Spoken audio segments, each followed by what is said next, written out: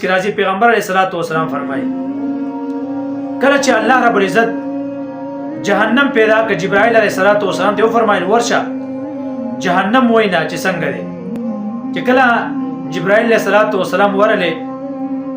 نو جهنم ته چې پانو کړ جهنم کې مارانو لړمانانو سخت وي ورو الله رب العزت یو فرمایي یا الله کو بندگان ته دین خبر شو چې دومره سخت لري عذابونه دي لړمانان دي ماران دي یا الله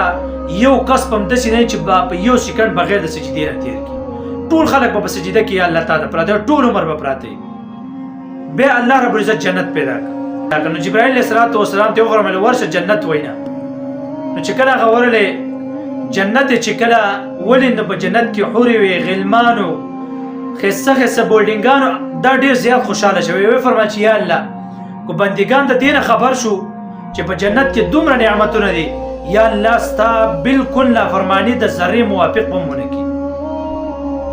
به الله رب العزت په جنت باندې سختی کې غوسته سختی به دې کې غوسته چې جهاد به پاسه کې غوس منځ به پاسه کې غوس زکات به پاسه کې غوس مختلف قسمه سختی دې په جنت ته پاسه کې غوسته او په جهنم باندې د پاسه خواهشات کې غوسته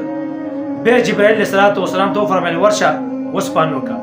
چې کله جبرائیل علیه السلام ورله به فرمایي یا الله بالکل په جهنم کې سخت لري په جنت کې حور دي غلمان دي اف قسم نعمت ته یا الله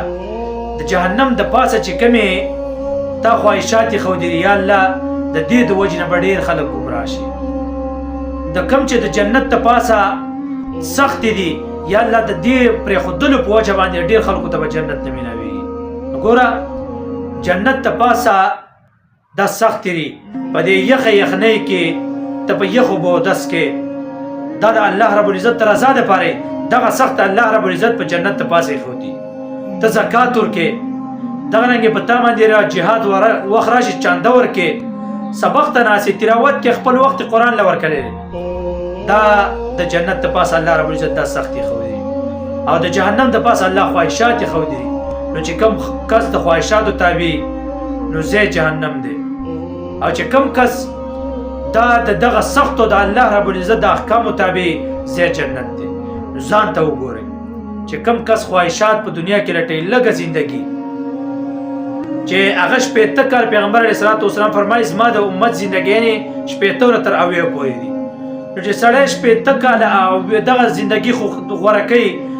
دغه رنګ په دنیا کې خواهشات او ورپسې مونږ پرې دي دغه رنګ شیطان لارې غوره کړي او شیطان لار خوخی نو هغه داسې زندگی چې هغه به نه ختمېدونکې زندگی او داسې نعمتونه حدیث کې راځي پیغمبر علیه السلام فرمایي کوئی وی حورې د حورې چې کمې دي د جنتیانو دپاره دا ښکته ګوري چې کله قیامت ورځ شي او په جنت ته جنتیان لاړ چې یوه حوره چود داسې وګوري نو ټول جنت په الله رب العزت روښانه کړي داسې حورې الله رب العزت د دې خلکو دپاره ساتلي دي چې کوم د الله رب العزت د احکامو تابعدار دي دغه رنګې بل حدیث کې راځي دې حورو به اویا جوړې اغوستي اویا یوه جوړه چې انسان واغوندي نو بدن یې پټې نه ښکاري قیامت په ورځ باندې به په جنت کې به حورو اویا جوړې اغوستي لیکن بیا هم انسان ته دننه په اډو کې مغز ښکاري دومره سپینې الله رب العزت دا حورې پیدا کړي او دومره ښایسته دا نعمتونه انسان دپاره پیدا کړي دي لیکن که انسان په دنیا کې په خواهشاتو پسې ورپسې شي نو ټیک ته دنیا کې خو به لږه زندګي تېره کړي 2 منټه لذت 2 منټه خوند حاصل کړي لکه مثال سړی فلم غږوي سړی ګنده ویډیو غږوي نو ټیک ته ته به بستره کې پروت یې ګنده ویډیو غږوي تا ته به زیات نه زیات چې خوشحالي او لذت تا ته حاصل شي نو زیات نه زیات نه 2 منټه وروسته بیا سړی زړه خفه هلکه دا مې څه چلو که دا ولې 2 منټه لذت دې حاصل کړه خو لیکن د ټول عمر دپاره دې الله رب العزت خفه کړه 2 روپۍ دې حاصلې کړې خو لیکن هلته د جنت وبېړه د دې د وجې نه خواهشاتو پسې عمر پسې کېږي الله رب العزت د احکامو تابعداري وکړه دنیا هم در الله درکړي او آخرت کې هم ته کامیاب